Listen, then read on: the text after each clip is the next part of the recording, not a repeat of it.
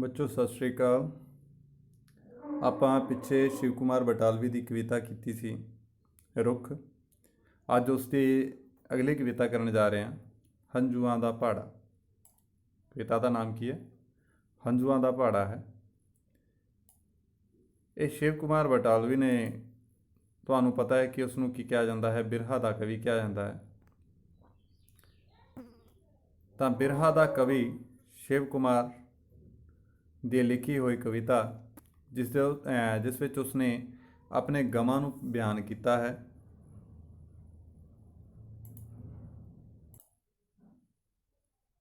ਇਸ ਦਾ ਆਪਾਂ ਪਹਿਲਾਂ ਪ੍ਰਸੰਗ ਬਣਾਵਾਂਗੇ ਕਿ ਇਹ ਕਾਵਿ ਟੋਟਾ ਸਾਡੀ ਪੰਜਾਬੀ ਦੀ ਪੁਸਤਕ ਸਾਹਿਤ ਕਿਰਨਾਂ ਭਾਗ 1 ਵਿੱਚ ਦਰਜ ਕਵਿਤਾ ਹੰਝੂਆਂ ਦਾ ਪਹਾੜਾ ਵਿੱਚੋਂ ਲਈ ਗਈ ਹੈ, ਜਿਸ ਦੇ ਕਵੀ ਸ਼ਿਵ ਕੁਮਾਰ ਬਟਾਲਵੀ ਜੀ ਹਨ।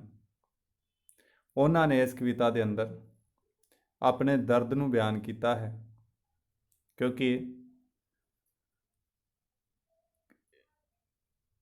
ਸ਼ਿਵ ਕੁਮਾਰ ਬਟਾਲਵੀ ਜੀ ਬਿਰਹਾ ਦੇ ਬਹੁਤ ਵੱਡੇ ਕਵੀ ਹੋਏ ਹਨ।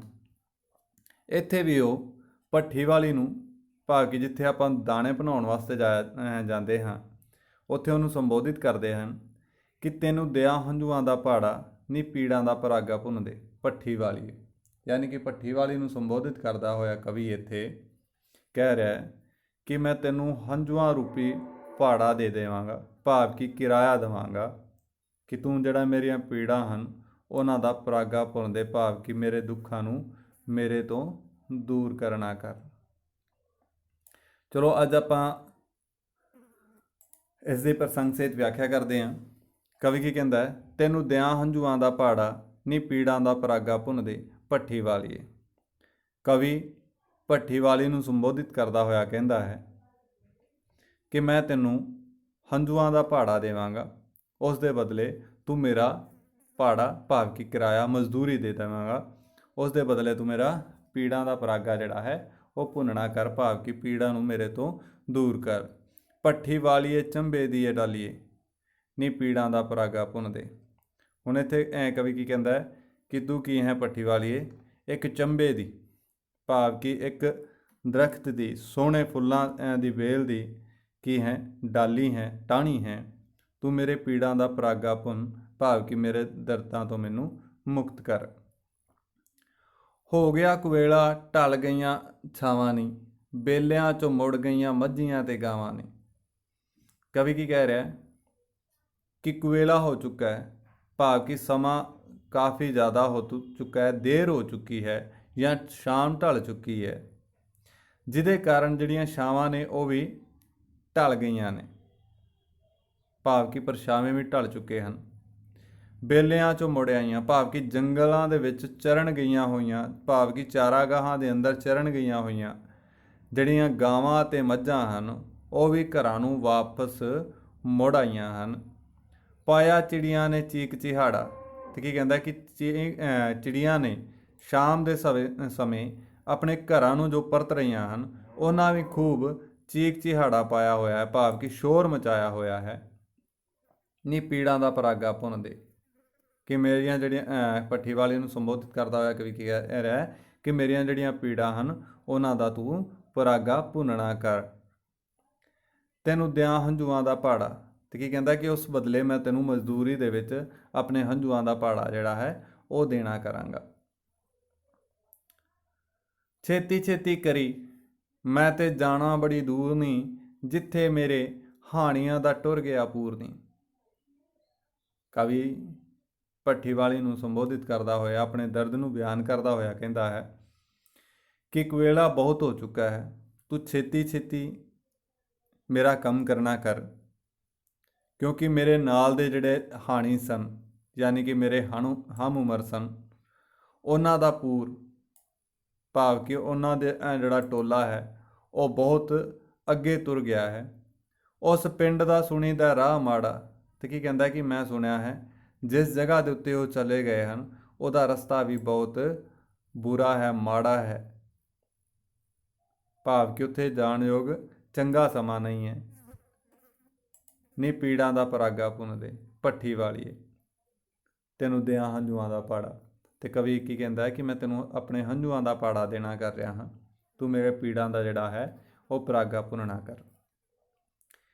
ਮੇਰੀ ਵਾਰੀ ਪੱਤਿਆਂ ਦੀ ਪੰਡ ਸਿੱਲੀ ਹੋ ਗਈ। ਤੇ ਕੀ ਕਹਿੰਦਾ ਕਿ ਸ਼ਾਮ ਦਾ ਸਮਾਂ ਹੈ, ਜਿਹੜੀ ਤਰੇਲ ਹੈ ਉਹ ਪੈਣੀ ਸ਼ੁਰੂ ਹੋ ਗਈ ਹੈ, ਜਿਸ ਕਾਰਨ ਜਿਹੜੀ ਪੱਤਿਆਂ ਦੀ ਪੰਡ ਸੀ, ਭਾਵ ਕਿ ਜਿਨ੍ਹਾਂ ਨੂੰ ਬਾਲ ਕੇ ਜਿਹੜੀ ਭੱਠੀ ਵਾਲੀ ਹੈ ਉਹ ਦਾਣੇ ਭੁੰਨ ਰਹੀ ਹੈ। ਹੁਣ ਕੀ ਕਹਿੰਦਾ ਕਿ ਉਹ ਵੀ ਜਿਹੜੇ ਪੰਡ ਹੈ ਉਹ ਸਿੱਲੀ ਹੋ ਚੁੱਕੀ ਹੈ। ਮਿੱਟੀ ਦੀ ਕੜਾਹੀ ਤੇਰੀ ਕਾਹਨੂੰ ਪਿੱਲੀ ਹੋ ਗਈ। ਤੇ ਕੀ ਕਹਿੰਦਾ ਕਿ ਤੇਰੀ ਪੰਡ ਵੀ ਅੱਜ ਜਿਹੜੀ ਹੈ ਮੇਰਾ ਨੰਬਰ ਆਉਣ ਤੇ ਕੀ ਹੋ ਗਿਆ ਹੈ, ਤੇਰੀ ਜਿਹੜੀ ਪੱਤਿਆਂ ਦੀ ਪੰਡ ਸੀ ਉਹ ਵੀ ਸਿੱਲੀ ਜਿਹੀ ਹੋਈ ਪ੍ਰਤੀਤ ਹੁੰਦੀ ਹੈ। ਤੇ ਕਵੀ ਅੱਗੇ ਕੀ ਕਹਿੰਦਾ ਹੈ ਕਿ ਮਿੱਟੀ ਦੀ ਕੜਾਹੀ ਤੇਰੀ ਕਾਹਨੂੰ ਪਿੱਲੀ ਹੋ ਗਈ। ਤੇ ਜਿਹੜੀ ਮਿੱਟੀ ਦੀ ਕੜਾਹੀ ਹੈ ਤੇਰੀ, ਜਿਸ ਦੇ ਅੰਦਰ ਤੂੰ ਦਾਣੇ ਭੁੰਨ ਰਹੀ ਹੈ, ਮੈਨੂੰ ਇਸ ਤਰ੍ਹਾਂ ਪ੍ਰਤੀਤ ਹੁੰਦਾ ਹੈ ਜਿਵੇਂ ਉਹ ਵੀ ਅੱਜ ਪਿੱਲੀ ਹੋ ਗਈ ਹੋਵੇ, ਭਾਵ ਕਿ ਉਹ ਵੀ ਜਵਾਬ ਦੇ ਰਹੀ ਹੈ। ਤੇਰੇ ਸੇਕ ਨੂੰ ਕਿ ਵੱਜਿਆ ਦੁਗਾੜਾ। ਤੇ ਕੀ ਕਹਿੰਦਾ ਕਿ ਤੇਰੇ ਸੇਕ ਨੂੰ, ਭਾਵ ਕਿ ਜਿਹੜੀ ਭੱਠੀ ਦੇ ਅੰਦਰ ਤੂੰ ਅੱਗ ਬਾਲ ਕੇ ਦਾਣੇ ਭੁੰਨ ਰਹੀ ਹੈ, ਉਸ ਸੇਕ ਨੂੰ, ਉਸ ਅੱਗ ਨੂੰ ਕਿਹੋ ਜਿਹੀ ਗੋਲੀ ਵੱਜ ਗਈ ਹੈ ਦੁਗਾੜਾ, ਭਾਵ ਕਿ ਕਿਹੋ ਜਿਹੀ ਦੁਨਾਲੀ ਵੱਜ ਗਈ ਹੈ, ਗੋਲੀ ਵੱਜ ਗਈ ਹੈ, ਨੀ ਪੀੜਾਂ ਦਾ ਪਰਾਗਾ ਭੁੰਨ ਦੇ। ਕਵੀ ਭੱਠੀ ਵਾਲੀ ਨੂੰ ਸੰਬੋਧਿਤ ਕਰਦਾ ਹੋਇਆ ਕਹਿੰਦਾ ਹੈ ਕਿ ਮੈਂ ਤੈਨੂੰ ਆਪਣੇ ਹੰਝੂਆਂ ਦਾ ਪਾੜਾ, ਭਾਵ ਕਿ ਕਿਰਾਇਆ ਦੇਣ ਲਈ ਤਿਆਰ ਹਾਂ, ਤੂੰ ਮੇਰਾ ਜਿਹੜਾ ਪੀੜਾਂ ਦਾ ਪਰਾਗਾ ਹੈ, ਭਾਵ ਕਿ ਮੇਰਾ ਦਰਦ ਹੈ, ਉਸ ਤੋਂ ਮੈਨੂੰ ਛੁਟਕਾਰਾ ਦਿਲਵਾ ਦੇ। ਲੱਪ ਕੂਏ ਚੁੰਗ ਮੇਰੀ ਮੈਨੂੰ ਪਹਿਲਾਂ ਟੋਰ ਦੇ। ਤੇ ਕੀ ਕਹਿੰਦਾ ਕਿ ਲੱਪ ਕੂ ਕੁਝ ਕੁ ਹਿੱਸਾ ਹੈ ਮੇਰਾ, ਇਸ ਲਈ ਮੇਰਾ ਕੰਮ ਤੂੰ ਪਹਿਲਾਂ ਕਰਨਾ ਕਰ ਤਾਂ ਕਿ ਮੈਂ ਇੱਥੋਂ ਚਲਾ ਜਾਵਾਂ। ਕੱਚੇ ਕੱਚੇ ਰੱਖਣਾ ਨਹੀਂ, ਰੋੜ ਥੋੜੇ ਹੋਰ ਨਹੀਂ। ਤੇ ਕੀ ਕਹਿੰਦਾ ਕਿ ਇਹਨਾਂ ਦਾਣਿਆਂ ਨੂੰ ਤੂੰ ਕੱਚਿਆਂ ਨਾ ਰੱਖ, ਭਾਵ ਕਿ ਥੋੜਾ ਹੋਰ ਰੋੜ ਕੇ, ਭਾਵ ਕਿ ਚੰਗੀ ਤਰ੍ਹਾਂ ਭੁੰਨ ਕੇ ਦੇ। ਕਰਾਂ ਮਿੰਨਤਾਂ ਮੁਕਾ ਦੇ ਨਹੀਂ ਪੁਆੜਾ। ਤੇ ਭੱਠੀ ਵਾਲੇ ਨੂੰ ਸੰਬੋਧਿਤ ਕਰਦਾ ਹੋਇਆ ਕਵੀ ਕੀ ਕਹਿੰਦਾ ਹੈ ਕਿ ਮੈਂ ਤੇਰੇ ਤਰਲੇ ਕਰ ਗਿਆ ਹਾਂ, ਕਿ ਇਹ ਜਿਹੜਾ ਦਰਦ ਹੈ ਇਸ ਦਾ ਸਾਰਾ ਜਬ ਹੀ ਮੁਕਾ ਦੇ, ਇਸ ਦਾ ਸਾਰਾ ਜਿਹੜਾ ਝੰਜਟ ਹੈ ਉਸ ਨੂੰ ਮੁਕਾਣਾ ਕਰ, ਨੀ ਪੀੜਾਂ ਦਾ ਪਰਾਗਾ ਭੁੰਨ ਦੇ। ਤੇ ਜਿਹੜਾ ਮੇਰੇ ਦਰਦ ਹਨ ਉਹਨਾਂ ਦਾ ਤੂੰ ਪਰਾਗਾ ਭੁੰਨਣਾ ਕਰ, ਤਾਂ ਕਿ ਮੈਂ ਤੈਨੂੰ ਆਪਣੇ ਹੰਝੂਆਂ ਦਾ ਪਾੜਾ ਦੇਣ ਲਈ ਤਿਆਰ ਹਾਂ, ਤੂੰ ਮੇਰਾ ਜਿਹੜਾ ਪੀੜਾਂ ਦਾ ਪਰਾਗਾ ਹੈ ਉਸ ਨੂੰ ਭੁੰਨਣਾ ਕਰ। ਸੋ ਗਈਆਂ ਹਵਾਵਾਂ ਰੋ ਰੋ ਕਰ ਵਿਰਲਾਪ ਨੇ। ਤੇ ਕੀ ਕਹਿੰਦਾ ਕਿ ਜਿਹੜੀਆਂ ਹਵਾਵਾਂ ਨੇ ਉਹ ਵੀ ਸੁੱਤੀਆਂ ਹੋਈਆਂ ਪ੍ਰਤੀਤ ਹੋ ਰਹੀਆਂ ਨੇ, ਜਿਨ੍ਹਾਂ ਨੇ ਬਹੁਤ ਵਿਰਲਾਪ ਕੀਤਾ ਹੈ, ਭਾਵ ਕਿ ਜਿਨ੍ਹਾਂ ਨੇ ਬਹੁਤ ਰੋਣਾ ਪਿੱਟਣਾ ਕੀਤਾ ਹੈ। ਤਾਰਿਆਂ ਨੂੰ ਚੜ੍ਹ ਗਿਆ ਮੱਠਾ ਮੱਠਾ ਤਾਪ ਨੇ। ਤੇ ਕੀ ਕਹਿੰਦਾ ਕਿ ਇਹਨਾਂ ਹਵਾਵਾਂ ਦੇ ਦਰਦਾਂ ਨੂੰ ਸੁਣ ਕੇ ਇਸ ਤਰ੍ਹਾਂ ਪ੍ਰਤੀਤ ਹੁੰਦਾ ਹੈ ਕਿ ਜਿਵੇਂ ਤਾਰਿਆਂ ਨੂੰ ਵੀ ਥੋੜਾ ਥੋੜਾ ਤਾਪ, ਭਾਵ ਕਿ ਬੁਖਾਰ ਹੋ ਗਿਆ ਹੋਵੇ। ਜੰਝ ਸਾਹਾਂ ਦੀਦਾ ਰੁੱਸ ਗਿਆ ਲਾੜਾ। ਤੇ ਕੀ ਕਹਿੰਦਾ ਕਿ ਅੱਜ ਇਸ ਤਰ੍ਹਾਂ ਪ੍ਰਤੀਤ ਹੋ ਰਿਹਾ ਹੈ ਕਿ ਜਿਵੇਂ ਮੇਰੇ ਸਾਹਾਂ ਦੇ ਜਿਹੜੇ ਜੰਝ ਹੈ, ਭਾਵ ਕਿ ਜਿਹੜੇ ਮੇਰੇ ਸਾਹ ਚੱਲ ਰਹੇ ਹਨ, ਅੱਜ ਉਹਨਾਂ ਦਾ ਲਾੜਾ ਵੀ ਰੁੱਸ ਗਿਆ ਹੋਵੇ, ਭਾਵ ਕਿ ਮੇਰੇ ਸਰੀਰ ਦੇ ਵਿੱਚੋਂ ਜਿਹੜੇ ਮੇਰੇ ਸਾਹ ਨੇ ਉਹ ਵੀ ਮੁੱਕਣ ਲਈ ਤਿਆਰ ਹਨ, ਨੀ ਪੀੜਾਂ ਦਾ ਪਰਾਗਾ ਭੁੰਨ ਦੇ। ਤੇ ਭੱਠੀ ਵਾਲੀ ਨੂੰ ਸੰਬੋਧਿਤ ਕਰਦਾ ਹੋਇਆ ਕਵੀ ਕਹਿੰਦਾ ਹੈ ਕਿ ਭੱਠੀ ਵਾਲੀਏ, ਕਿ ਤੂੰ ਮੇਰੇ ਪੀੜਾਂ ਦਾ ਜਿਹੜਾ ਪਰਾਗਾ ਹੈ ਉਹ ਭੁੰਨਣਾ ਕਰ, ਉਸ ਦੇ ਬਦਲੇ ਮੈਂ ਤੈਨੂੰ ਹੰਝੂਆਂ ਦੇ ਰੂਪ ਦੇ ਅੰਦਰ ਉਸ ਦੀ ਮਜ਼ਦੂਰੀ ਦੇਣ ਲਈ, ਕਿਰਾਇਆ ਦੇਣ ਲਈ ਤਿਆਰ ਹਾਂ, ਤਾਂ ਕਿ ਮੇਰੇ ਜਿਹੜੇ ਦਰਦ ਹਨ ਉਹਨਾਂ ਨੂੰ ਥੋੜ੍ਹੀ ਠੱਲ ਪੈ ਸਕੇ।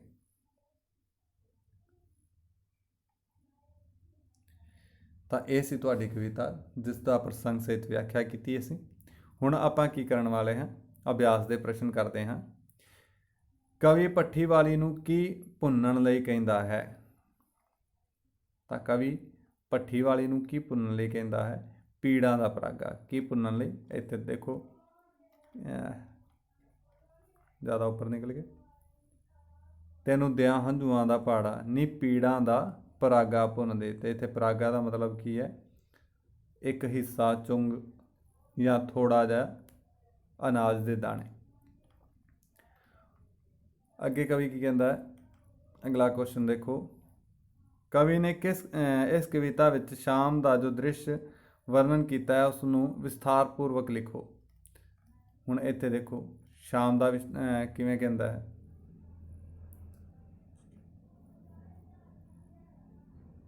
ਹੋ ਗਿਆ ਕੁਵੇਲਾ ਮੈਨੂੰ ਢਲ ਗਈਆਂ ਛਾਵਾਂ ਨੀ, ਬੇਲਿਆਂ ਚੋਂ ਮੁੜ ਆਈਆਂ ਮੱਝੀਆਂ ਤੇ ਗਾਵਾਂ ਨੀ, ਪਾਇਆ ਚਿੜੀਆਂ ਨੇ ਚੀਕ ਚੁਹਾੜਾ। ਤੇ ਹੁਣ ਕੀ ਕਹਿੰਦਾ ਹੈ ਕਿ ਕਵੀ ਕਹਿ ਰਿਹਾ ਹੈ, ਇੱਥੇ ਕਵੀ ਨੇ ਜੋ ਦ੍ਰਿਸ਼ ਪੇਸ਼ ਕੀਤਾ ਹੈ ਉਸਨੇ ਦਿਖਾਇਆ ਹੈ ਕਿ ਸ਼ਾਮ ਹੋ ਚੁੱਕੀ ਹੈ, ਬਹੁਤ ਕੁਵੇਲਾ ਹੋ ਚੁੱਕਾ ਹੈ, ਜਿਹਦੇ ਕਾਰਨ ਜਿਹੜੀਆਂ ਛਾਵਾਂ ਨੇ ਉਹ ਵੀ ਢਲ ਗਈਆਂ ਹਨ ਅਤੇ ਬੇਲਿਆਂ ਦੇ ਵਿੱਚੋਂ ਭਾਵ ਕਿ ਜੰਗਲਾਂ ਦੇ ਅੰਦਰ ਜਾਂ ਚਾਰਾਗਾਹਾਂ ਦੇ ਅੰਦਰ ਗਈਆਂ ਹੋਈਆਂ ਮੱਝੀਆਂ ਅਤੇ ਗਾਵਾਂ ਵੀ ਆਪਣੇ ਘਰਾਂ ਨੂੰ ਵਾਪਸ ਆ ਗਈਆਂ ਹਨ ਅਤੇ ਚਿੜੀਆਂ ਨੇ ਵੀ ਸ਼ਾਮ ਦੇ ਸਮੇਂ ਬਹੁਤ ਚੀਕ ਚਹਾੜਾ ਜਿਹੜਾ ਹੈ ਉਹ ਪਾਇਆ ਹੋਇਆ ਹੈ। ਕਵੀ ਭੱਠੀ ਵਾਲੀ ਨੂੰ ਛੇਤੀ ਛੇਤੀ ਦਾਣੇ ਭੁੰਨਣ ਲਈ ਕਿਉਂ ਕਹਿੰਦਾ ਹੈ? ਇਸ ਲਈ ਕਹਿੰਦਾ ਹੈ ਕਿਉਂਕਿ ਉਸ ਦੇ ਜਿਹੜਾ ਸਾਥੀਆਂ ਦਾ ਭਾਵ ਕਿ ਹਾਣੀਆਂ ਦਾ ਟੋਲੀ ਸੀ ਉਹ ਵੀ ਅੱਗੇ ਨਿਕਲ ਚੁੱਕੀ ਹੈ ਅਤੇ ਸ਼ਾਮ ਦਾ ਜਿਹੜਾ ਸਮਾਂ ਹੈ ਕੁਵੇਲਾ ਜਿਹੜਾ ਹੈ ਉਹ ਬਹੁਤ ਹੋ ਰਿਹਾ ਹੈ। ਕਵੀ ਦੀ ਜਦੋਂ ਦਾਣੇ ਭੁੰਨਣ ਦੀ ਵਾਰੀ ਆਉਂਦੀ ਹੈ ਤਾਂ ਉਦੋਂ ਕੀ ਹੋ ਜਾਂਦਾ ਹੈ? ਇੱਕ ਤਾਂ ਉਹਦੀ ਜਿਹੜੀ ਪੰਡ ਹੈ, ਕਾਹਦੀ? ਪੱਤਿਆਂ ਦੀ ਪੰਡ। ਇੱਥੇ ਦੇਖੋ, ਮੇਰੀ ਵਾਰੀ ਪੱਤਿਆਂ ਦੀ ਪੰਡ ਸਿੱਲੀ ਹੋ ਗਈ, ਅਤੇ ਕੀ ਹੋ ਗਿਆ? ਜਿਹੜੀ ਪੱਤਿਆਂ ਦੀ ਪੰਡ ਹੈ ਉਹ ਵੀ ਜਿਹੜੀ ਹੈ ਉਹ ਸਿੱਲੀ ਹੋ ਗਈ ਹੈ। ਦੂਸਰੇ ਨੰਬਰ 'ਤੇ ਕਵੀ ਕੀ ਕਹਿ ਰਿਹਾ? ਮਿੱਟੀ ਦੀ ਕੜਾਹੀ ਵੀ ਜਿਹੜੀ ਹੈ ਉਹ ਵੀ ਕੀ ਹੋ ਗਈ ਹੈ? ਪਿੱਲੀ ਹੋ ਗਈ ਹੈ। ਫਿਰ ਅੱਗੇ, ਤੇਰੇ ਸੇਕ ਨੂੰ ਕਿਹਾ ਵੱਜਿਆ ਦੁਗਾੜਾ, ਤੇ ਕੀ ਕਹਿੰਦਾ ਕਿ ਤੇਰੇ ਸੇਕ ਨੂੰ ਵੀ ਕਿਹੋ ਜਿਹੀ ਗੋਲੀ ਵੱਜ ਗਈ ਹੈ, ਭਾਵ ਕਿ ਸੇਕ ਵੀ ਜਿਹੜਾ ਹੈ ਉਹ ਨਹੀਂ ਲੱਗ ਰਿਹਾ। ਤਾਂ ਇਹ ਜਿਹੜੇ ਉਸ ਦੇ ਨਾਲ ਕਵੀ ਦੇ ਨਾਲ ਜਦੋਂ ਵਾਰੀ ਆਉਂਦੀ ਹੈ ਉਹਦੇ ਨਾਲ ਵਾਪਰਦੀ ਹੈ। ਹਵਾਵਾਂ ਕੀ ਕਰਕੇ ਸੌਂ ਗਈਆਂ ਹਨ? ਹਵਾਵਾਂ ਵਿਰਲਾਪ ਕਰਕੇ ਸੌਂ ਗਈਆਂ ਹਨ। ਹੁਣ ਕੀ ਕਹਿੰਦਾ ਹੈ? ਪੈਰੇ ਨੂੰ ਪੜ੍ਹ ਕੇ ਇਹਦੇ ਪ੍ਰਸ਼ਨਾਂ ਦੇ ਉੱਤਰ ਦੇਣੇ ਹੈ। ਹੋ ਗਿਆ ਕੁਵੇਲਾ ਮੈਨੂੰ ਢਲ ਗਈਆਂ ਛਾਵਾਂ ਨੀ, ਬੇਲਿਆਂ 'ਚੋਂ ਮੁੜ ਆਈਆਂ ਮੱਝੀਆਂ ਤੇ ਗਾਵਾਂ ਨੀ, ਪਾਇਆ ਚਿੜੀਆਂ ਨੇ ਚੀਕ ਚਿਹਾੜਾ, ਨੀ ਪੀੜਾਂ ਦਾ ਪਰਾਗਾ ਭੁੰਨਦੇ ਭੱਠੀ ਵਾਲੀਏ। ਕੁਵੇਲਾ ਹੋਣ 'ਤੇ ਕੀ ਢਲ ਗਿਆ ਹੈ? ਛਾਵਾਂ ਜਿਹੜੀਆਂ ਨੇ ਉਹ ਢਲ ਗਈਆਂ ਹਨ, ਭਾਵ ਕਿ ਜਿਹੜੇ ਪਰਛਾਵੇਂ ਹਨ ਉਹ ਢਲ ਗਏ ਹਨ। ਦਿਨ ਢਲ ਜਾਣ 'ਤੇ ਬੇਲਿਆਂ ਵਿੱਚੋਂ ਕੌਣ ਵਾਪਸ ਆ ਗਿਆ ਹੈ? ਕੌਣ ਵਾਪਸ ਆਇਆ ਹੈ? ਮੱਝਾਂ ਅਤੇ ਗਾਵਾਂ ਜਿਹੜੀਆਂ ਹਨ ਉਹ ਬੇਲਿਆਂ ਵਿੱਚੋਂ ਵਾਪਸ ਆ ਗਈਆਂ ਹਨ। ਹੁਣ ਅੱਗੇ ਕਵੀ ਕੀ ਕਹਿੰਦਾ ਹੈ? ਚੀਕ ਚਿਹਾੜਾ ਕਿਹਨਾਂ ਨੇ ਪਾਇਆ ਹੋਇਆ ਹੈ? ਕਿਹਨਾਂ ਪਾਇਆ ਸੀ ਚੀਕ ਚਿਹਾੜਾ? ਪਾਇਆ ਚਿੜੀਆਂ ਨੇ ਚੀਕ ਚਿਹਾੜਾ, ਤੇ ਚਿੜੀਆਂ ਨੇ ਚੀਕ ਚਿਹਾੜਾ ਪਾਇਆ ਹੋਇਆ ਹੈ। ਕਵੀ ਕਿਸ ਚੀਜ਼ ਦਾ ਕਿਰਾਇਆ ਦੇਣ ਲਈ ਕਹਿੰਦਾ ਹੈ? ਤੇ ਪੀੜਾਂ ਦੇ ਪਰਾਗਾ ਭੁੰਨਣ ਦਾ ਜਿਹੜਾ ਕਿਰਾਇਆ ਹੈ ਉਹ ਦੇਣ ਲਈ ਕਵੀ ਕਹਿ ਰਿਹਾ ਹੈ। ਅੱਗੇ ਪ੍ਰਸੰਗ ਸਹਿਤ ਵਿਆਖਿਆ ਕਰਨੀ ਹੈ। ਮੇਰੀ ਵਾਰੀ ਪੱਤਿਆਂ ਦੀ ਪੰਡ ਸਿੱਲੀ ਹੋ ਗਈ, ਠੀਕ ਹੈ, ਤਾਂ ਇਹਨੂੰ ਤੁਸੀਂ ਕਰ ਲੈਣਾ ਹੈ। ਇਸ ਦੇ ਉੱਤੇ ਤੁਸੀਂ ਇੱਕ ਦੋ ਵੱਡੇ ਕੁਐਸਚਨ ਜੇ ਲਿਖਣਾ ਚਾਹੋ, ਹਾਂ, ਕਦੇ ਤੁਹਾਨੂੰ ਵੀ ਕੋਈ ਰੁੱਖ ਚੰਗਾ ਲੱਗਾ ਹੈ? ਅਜਿਹੇ ਰੁੱਖ ਦੇ ਗੁਣਾਂ ਬਾਰੇ ਦੱਸੋ। ਅਤੇ ਤੁਸੀਂ ਕਿਸੇ ਵੀ ਰੁੱਖ ਦੇ ਬਾਰੇ ਆਪਣੀ ਡਿਟੇਲ ਦੇ ਸਕਦੇ ਹੋ ਜਿਹੜਾ ਤੁਹਾਨੂੰ ਚੰਗਾ ਲੱਗਾ ਹੋਵੇ, ਜਿਹਦੀ ਤੁਹਾਨੂੰ ਛਾਂ ਚੰਗੀ ਲੱਗੀ ਹੋਏ, ਜਿਹੜਾ ਤੁਹਾਨੂੰ ਅਨੇਕਾਂ ਪ੍ਰਕਾਰ ਦੀਆਂ ਔਸ਼ਧੀਆਂ ਪ੍ਰਦਾਨ ਕਰਦਾ ਹੈ, ਤਾਂ ਉਹਦੇ ਗੁਣਾਂ ਬਾਰੇ ਤੁਸੀਂ ਵਰਣਨ ਕਰ ਸਕਦੇ ਹੋ। ਵਾਤਾਵਰਣ ਪ੍ਰਦੂਸ਼ਣ ਦੀ ਸਮੱਸਿਆ ਅਤੇ ਇਸ ਦੇ ਹੱਲ ਨੂੰ ਦਰਸਾਉਂਦਾ ਇੱਕ ਚਾਰਟ ਤਿਆਰ ਕਰਨਾ ਹੈ, ਜਿਹਦੇ ਵਿੱਚ ਤੁਸੀਂ ਦਿਖਾ ਸਕਦੇ ਹੋ ਕਿ ਪੇੜਾਂ ਨੂੰ ਕੱਟਿਆ ਜਾ, ਜਿਹਦੇ ਕਾਰਨ ਬਹੁਤ ਜ਼ਿਆਦਾ ਪ੍ਰਦੂਸ਼ਣ ਜਿਹੜਾ ਹੈ ਫੈਲ ਰਿਹਾ ਹੈ। ਜਦੋਂ ਤੁਹਾਡਾ ਮਿੱਤਰ ਦੁੱਖ ਦਰਦ ਵਿੱਚ ਸੀ ਤਾਂ ਕੀ ਤੁਸੀਂ ਉਸ ਦੀ ਮਦਦ ਕੀਤੀ ਸੀ? ਜੇ ਮਦਦ ਕੀਤੀ ਸੀ ਤਾਂ ਕਿਸ ਰੂਪ ਵਿੱਚ? ਉਸ ਨੂੰ ਆਪਣੇ ਸ਼ਬਦਾਂ ਵਿੱਚ ਬਿਆਨ ਕਰਨਾ ਹੈ, ਭਾਵ ਕਿ ਇਹਦੇ ਉੱਤੇ ਇੱਕ ਲੇਖ ਲਿਖਣਾ ਹੈ ਕਿ ਤੁਸੀਂ ਆਪਣੇ ਦੋਸਤ ਦੀ ਮਦਦ ਕਿਸ ਪ੍ਰਕਾਰ ਕੀਤੀ। ਅੱਗੇ ਦਾਣੇ ਭੁੰਨਣ ਵਾਲੀਆਂ ਕੱਚੀਆਂ ਭੱਠੀਆਂ ਦਾ ਜ਼ਮਾਨਾ ਹੁਣ ਲਗਭਗ ਬੀਤਦਾ ਜਾ ਰਿਹਾ ਹੈ। ਨਵੀਆਂ ਅਤੇ ਪੁਰਾਣੀਆਂ ਭੱਠੀਆਂ ਦੀ ਤੁਲਨਾ ਕਰਦੇ ਹੋਏ ਇੱਕ ਪ੍ਰੋਜੈਕਟ ਤਿਆਰ ਕਰਨਾ ਹੈ। ਇੱਕ ਪਤਾ ਸੀ ਨਾ, ਜਿਹਦੇ ਵਿੱਚ ਤੁਸੀਂ ਦੇਖਿਆ ਹੋਣਾ ਹੈ ਕਿ ਪਿੰਡ ਦੇ ਕਿਸੇ ਇੱਕ ਥਾਂ ਦੇ ਉੱਤੇ ਇੱਕ ਚੁੱਲ੍ਹ ਬਣਾ ਕੇ ਵੱਡੀ ਸਾਰੀ, ਉਹਦੇ ਉੱਤੇ ਦਾਣੇ ਭੁੰਨੇ ਜਾਂਦੇ ਸਨ। ਲੇਕਿਨ ਹੁਣ ਕੀ ਹੈ? ਹੁਣ ਤੁਸੀਂ ਦੇਖਦੇ ਹੋ ਕਿ ਇੱਕ ਪੌਪਕੌਰਨ ਵਾਲਾ ਜਿਹੜਾ ਹੈ ਉਹ ਤੁਰਦੀ ਫਿਰਦੀ ਇੱਕ ਭੱਠੀ ਹੈ, ਜਿਹੜਾ ਕੀ ਹੈ ਤੁਹਾਡੇ ਕੋਲ ਦਾਣੇ ਭੁੰਨ ਕੇ ਚਲਾ ਜਾਂਦਾ। ਉਹਦੇ ਉੱਤੇ ਇੱਕ ਪ੍ਰੋਜੈਕਟ ਤੁਸੀਂ ਤਿਆਰ ਕਰ ਸਕਦੇ ਹੋ। ਪੰਜਾਬੀ ਸੱਭਿਆਚਾਰ ਵਿੱਚ ਚਿੜੀ ਇੱਕ ਮਹੱਤਵਪੂਰਨ ਚਿੰਨ੍ਹ ਹੈ। ਹੁਣ ਇਸ ਦੀ ਹੋਂਦ ਨੂੰ ਖਤਰਾ ਪੈਦਾ ਹੋ ਗਿਆ ਹੈ। ਚਿੜੀ ਦੀ ਸਾਂਭ ਸੰਭਾਲ ਲਈ ਕੁਝ ਸੁਝਾਅ ਦਿਓ, ਅਤੇ ਇੱਥੇ ਤੁਸੀਂ ਸੁਝਾਅ ਦੇਣੇ ਹੈ ਕਿ ਤੁਸੀਂ ਚਿੜੀਆਂ ਦੀ ਭਾਵ ਕਿ ਸੱਭਿਆਚਾਰ ਦੇ ਅੰਦਰ ਕਿਵੇਂ ਉਹਨਾਂ ਦਾ ਬਚਾਅ ਕਰ ਸਕਦੇ ਹੋ, ਜਾਂ ਉਹਨਾਂ ਦੀ ਜਿਹੜੀ ਹੋਂਦ ਹੈ ਉਸ ਨੂੰ ਕਿਵੇਂ ਕਾਇਮ ਰੱਖਿਆ ਜਾ ਸਕਦਾ ਹੈ। ਹੁਣ ਇੱਥੇ ਹੈ ਜੀ ਕਿ ਪਾਠ ਦੇ ਆਧਾਰ 'ਤੇ ਠੀਕ ਜਾਂ ਗਲਤ 'ਤੇ ਨਿਸ਼ਾਨ ਲਗਾਉਣਾ ਹੈ। ਕਵੀ ਭੱਠੀ ਵਾਲੀ ਨੂੰ ਸੱਚਮੁੱਚ ਦੇ ਦਾਣੇ ਭੁੰਨਣ ਲਈ ਆਖਦਾ ਹੈ? ਨਹੀਂ, ਸੱਚਮੁੱਚ ਦੇ ਦਾਣੇ ਭੁੰਨਣ ਲਈ ਨਹੀਂ, ਬਲਕਿ ਉਹਦਾ ਇੱਕ ਆਪਣੇ ਪੀੜਾਂ ਦਾ ਪਰਾਗਾ ਭੁੰਨਣ ਦੀ ਗੱਲ ਕਰਦਾ ਹੈ, ਨਾ ਕਿ ਸੱਚਮੁੱਚ ਦੇ ਦਾਣੇ ਭੁੰਨਣ ਦੀ। ਅੱਗੇ ਹੈ ਜੀ, ਬਟਾਲਵੀ ਰੁੱਖ ਦੀ ਜੂਨ ਵਿੱਚ ਆਉਣ ਦਾ ਇੱਛੁਕ ਹੈ ਜੀ? ਬਿਲਕੁਲ। ਕੀ ਕਹਿੰਦਾ ਕਿ ਮੈਂ ਚਾਹੁੰਦਾ ਹਾਂ ਕਿ ਮੈਂ ਵੀ ਰੁੱਖ ਦੀ ਜੂਨੇ ਆਵਾਂ। ਚਿੜੀਆਂ ਚੁੱਪਚਾਪ ਬੈਠੀਆਂ ਹਨ? ਨਹੀਂ, ਚਿੜੀਆਂ ਨੇ ਚੀਕ ਚਿਹਾੜਾ ਜਿਹੜਾ ਉਹ ਪਾਇਆ ਹੋਇਆ, ਇਹ ਗਲਤ ਹੈ। ਕਵੀ ਇੱਕ ਪਰਾਗਾ ਦਾਣੇ ਭੁਨਾਉਣ ਲਈ ਕਹਿੰਦਾ ਹੈ। ਹਾਂ, ਤੇ ਇੱਕ ਪਰਾਗਾ ਜਿਹੜਾ ਉਹ ਦਾਣੇ ਭੁੰਨਣ ਦੀ ਗੱਲ ਕਰਦਾ ਹੈ, ਲੇਕਿਨ ਦਾਣਿਆਂ ਦੀ ਜਗ੍ਹਾ ਉਸਨੇ ਕਾਹਦੀ ਗੱਲ ਕੀਤੀ ਹੈ? ਪੀੜਾਂ ਦਾ ਪਰਾਗਾ ਭੁੰਨਣ ਦੀ ਗੱਲ ਕੀਤੀ ਹੈ। ਲੇਕਿਨ ਉਸਨੇ ਕੀ ਕਿਹਾ ਸੀ ਕਿ ਮੇਰਾ ਇੱਕ ਹੀ ਚੁੰਗ ਹੈ, ਇਸੇ ਕਰਕੇ ਇਸ ਨੂੰ ਤੁਸੀਂ ਠੀਕ ਵੀ ਕਰ ਸਕਦੇ ਹੋ। ਕਵੀ ਨੇ ਰੁੱਖਾਂ ਦੀ ਤੁਲਨਾ ਰਿਸ਼ਤਿਆਂ ਨਾਲ ਨਹੀਂ ਕੀਤੀ। ਬਿਲਕੁਲ ਗਲਤ ਹੈ, ਕਿਉਂਕਿ ਉਸਨੇ ਸਾਰੀ ਤੁਲਨਾ ਹੀ ਕਿਹਦੇ ਨਾਲ ਕੀਤੀ ਹੈ? ਰਿਸ਼ਤਿਆਂ ਨਾਲ ਕੀਤੀ ਹੈ। ਇੱਥੇ ਕਵੀ ਕੀ ਕਹਿ ਰਿਹਾ, ਦੇਖੋ ਖਾਲੀ ਥਾਵਾਂ ਭਰਨੀਆਂ। ਦਾਣੇ ਡੈਸ਼ ਵਿੱਚ ਭੁੰਨੇ ਜਾਂਦੇ ਹਨ। ਕਿੱਥੇ ਭੁੰਨਦੇ ਹੋ ਤੁਸੀਂ ਦਾਣੇ? ਦਾਣੇ ਤੁਹਾਨੂੰ ਪਤਾ ਹੈ ਕਿ ਕੜਾਈ ਵਿੱਚ ਭੁੰਨੇ ਜਾਂਦੇ ਹਨ। ਕਿੱਥੇ ਭੁੰਨੇ ਜਾਂਦੇ ਨੇ? ਕੜਾਈ ਦੇ ਅੰਦਰ ਭੁੰਨੇ ਜਾਂਦੇ ਹਨ। ਚਿੜੀਆਂ ਡੈਸ਼ ਕਰਦੀਆਂ ਹਨ, ਚੀਂ ਚੀਂ ਕਰਦੀਆਂ ਹਨ। ਚਿੜੀਆਂ ਕੀ ਕਰਦੀਆਂ ਨੇ? ਚੀਂ ਚੀਂ ਕਰਦੀਆਂ ਨੇ। ਅਸਮਾਨ ਵਿੱਚ ਤਾਰੇ ਡੈਸ਼ ਹਨ, ਚਮਕਦੇ ਹਨ।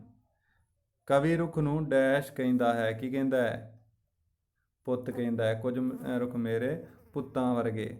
ਮੱਝਾਂ ਗਾਵਾਂ ਨੂੰ ਚਾਰਨ ਲਈ ਡੈਸ਼ ਵਿੱਚ ਲਿਜਾਇਆ ਜਾਂਦਾ ਹੈ। ਕਿੱਥੇ? ਬੇਲਿਆਂ, ਭਾਵ ਕਿ ਜੰਗਲਾਂ ਵਿੱਚ। ਬੇਲਿਆਂ ਸ਼ਬਦ ਦਾ ਅਰਥ ਕੀ ਹੈ? ਜੰਗਲਾਂ ਵਿੱਚ। ਤਾਂ ਇਸ ਬੇਲਿਆਂ ਦਾ ਅਰਥ ਵੀ ਦੇ ਸਕਦੇ ਹੋ ਤੁਸੀਂ, ਜੰਗਲਾਂ ਵਿੱਚ ਵੀ ਲਿਜਾਇਆ ਜਾਂਦਾ ਹੈ। ਤਾਂ ਇਸ ਬਾਰੇ ਤੁਸੀਂ ਆਪਣੀ ਡਿਟੇਲ ਦੇ ਦੇਣੀ ਹੈ। ਹੁਣ ਇੱਥੇ ਦੇਖੋ, ਜੋੜੇ ਬਣਾਉਣੇ ਆ। ਨਾਨੀ ਦਾ ਘਰ ਕੀ ਹੁੰਦਾ? ਨਾਨਕੇ। ਦਾਦੀ ਦਾ ਘਰ ਦਾਦਕੇ। ਮਾਂ ਦਾ ਘਰ ਪੇਕੇ, ਤੇ ਸੱਸ ਦਾ ਘਰ ਸਹੁਰੇ। ਵਿਰੋਧੀ ਸ਼ਬਦ ਛਾਵਾਂ, ਧੁੱਪਾਂ, ਦੂਰ, ਨੇੜੇ, ਛੇਤੀ, ਹੌਲੀ ਹੌਲੀ ਯਾਨੀ ਕਿ ਆਰਾਮ ਨਾਲ, ਕੱਚਾ, ਪੱਕਾ। ਸ਼ਬਦਾਂ ਦੇ ਵਾਕ ਬਣਾਉਣੇ ਆ। ਪਰਾਗਾ ਉੱਤੇ ਤੁਸੀਂ ਇਹਦੇ ਜਿਹੜੇ ਆਪਾਂ ਜਦੋਂ ਕਵਿਤਾ ਕਰ ਰਹੇ ਸਾਂ, ਉਹਦੇ ਸਾਈਡ ਦੇ ਉੱਤੇ ਤੁਹਾਨੂੰ ਇਹਦੇ ਸ਼ਬਦਾਂ ਦੇ ਅਰਥ ਵੀ ਦਿੱਤੇ ਗਏ ਸਨ, ਉਹਨਾਂ ਨੂੰ ਤੁਸੀਂ ਦੇਖ ਕੇ ਕਰ ਸਕਦੇ ਹੋ। ਪਰਾਗਾ ਯਾਨੀ ਕਿ ਚੁੰਗ ਜਾਂ ਅਨਾਜ ਦਾ ਥੋੜ੍ਹਾ ਜਿਹਾ ਹਿੱਸਾ। ਹੰਝੂ ਯਾਨੀ ਕਿ ਅਥਰੂ। ਲਪਕੂ ਯਾਨੀ ਕਿ ਥੋੜ੍ਹੇ ਜਿਹੇ। ਵਿਰਲਾਪ ਯਾਨੀ ਕਿ ਰੋਣਾ ਧੋਣਾ। ਕੁਵੇਲਾ ਯਾਨੀ ਕਿ ਜ਼ਿਆਦਾ ਸਮਾਂ ਜਾਂ ਲੇਟ ਜਾਂ ਸ਼ਾਮ ਦਾ ਵੇਲਾ। ਚੂਰੀ ਯਾਨੀ ਕਿ ਜਿਹੜੀ ਰੋਟੀ ਨੂੰ। ਜੂਨ ਯਾਨੀ ਕਿ ਜਿਸ ਦੇ ਵਿੱਚ ਅਸੀਂ ਆਏ ਹਾਂ, ਯਾਨੀ ਕਿ ਆਦਮੀ ਦੀ ਜੂਨ ਜਾਂ ਜਾਨਵਰਾਂ ਦੀ ਜੂਨ। ਛਾਵਾਂ ਯਾਨੀ ਕਿ ਛਾਂ,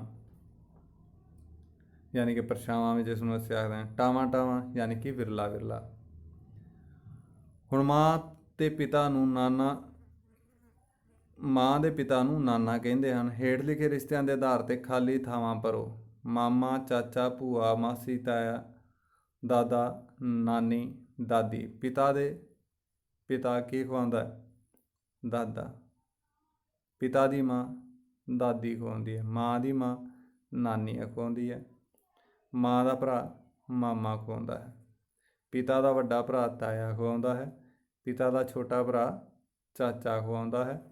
ਮਾਂ ਦੀ ਭੈਣ ਮਾਸੀ ਹੁੰਦੀ ਹੈ, ਅਤੇ ਪਿਤਾ ਦੀ ਭੈਣ ਭੂਆ ਹੁੰਦੀ ਹੈ। ਆਪਣੇ ਜਿਹੜੇ ਆਮ ਰਿਸ਼ਤੇ ਹਨ, ਜਿਹੜੇ ਅੱਜ ਕੱਲ੍ਹ ਹੁਣ ਕੀ ਹੋ ਰਿਹਾ ਹੈ, ਅਲੋਪ ਹੁੰਦੇ ਜਾ ਰਹੇ ਹਨ। ਅਲੋਪ ਹੋਣ ਦਾ ਕਾਰਨ ਕੀ ਹੈ ਕਿ ਸਾਡੇ ਜਿਹੜੇ ਆਉਣ ਵਾਲੀ ਪੀੜ੍ਹੀ ਹੈ, ਉਹਦੇ ਅੰਦਰ ਇੱਕ ਹੀ ਬੱਚੇ ਦੀ ਜਿਹੜੀ ਚਾਹ ਹੈ, ਉਹ ਇਹਨਾਂ ਰਿਸ਼ਤਿਆਂ ਨੂੰ ਅਲੋਪ ਕਰਦੀ ਜਾ ਰਹੀ ਹੈ। ਮੈਨੂੰ ਉਮੀਦ ਹੈ ਕਿ ਤੁਹਾਨੂੰ ਸਮਝ ਆ ਗਈ ਹੋਵੇਗੀ।